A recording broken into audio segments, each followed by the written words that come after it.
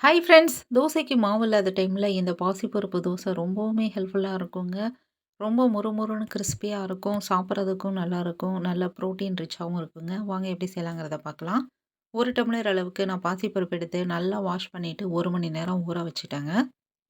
ஊறின பாசிப்பருப்பை ஒரு மிக்ஸி ஜாருக்கு நம்ம மாத்திக்கலாம். எல்லா பருப்பையும் நம்ம மிக்ஸி ஜார்ல போட்டாச்சு. இப்போ 1 டம்ளர் பாசிப்பருப்புனா 1/2 டம்ளர் அளவுக்கு அரிசி மாவுங்க. இடியாப்ப மாவு, பச்சரிசி மாவு எது வேணாலும் நம்ம ஆட் பண்ணிக்கலாம். கூடவே தேவையான அளவுக்கு உப்பு ஆட் பண்ணிக்கோங்க. தண்ணி கொஞ்சம் கொஞ்சமா ஆட் பண்ணி நல்லா நைஸா அரைச்சு எடுத்துக்கோங்க. நம்ம அரைச்சு எடுத்துட்டு வந்தத ஒரு பவுலுக்கு மாத்திக்கலாம்.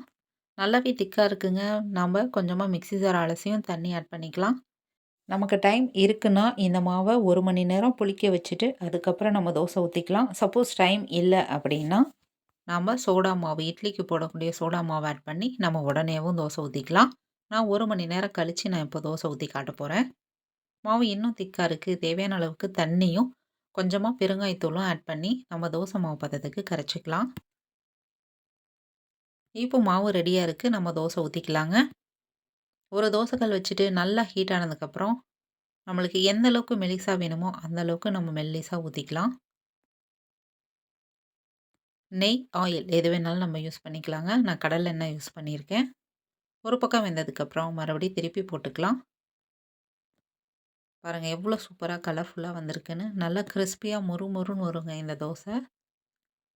2 பக்கமும் வெந்ததுக்கப்புறம் நாம இப்போ எடுத்துக்கலாம்.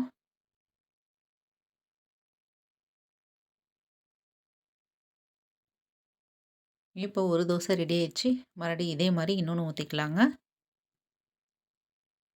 நம்மளுக்கு ஊத்தாப்பம் மாரி வேணாலும் திக்கா ஊத்திக்கிட்டு, மேல பன்னீர், வெங்காயம், குடமிளகாய் இந்த மாரி எது வேணாலும் நம்ம யூஸ் பண்ணியும் தோசை ஊத்திக்கலாம். இப்போ நமக்கு மொறு மொறுன்னு கிரிஸ்பியா தோசை ரெடி ஆயிடுச்சுங்க. கண்டிப்பா நீங்களும் இதே மாரி ட்ரை பண்ணி பாருங்க. தொட்டுக்க கார சட்னி, தேங்காய் சட்னி எது வேணாலும் வச்சு சாப்பிட்டுக்கலாம்.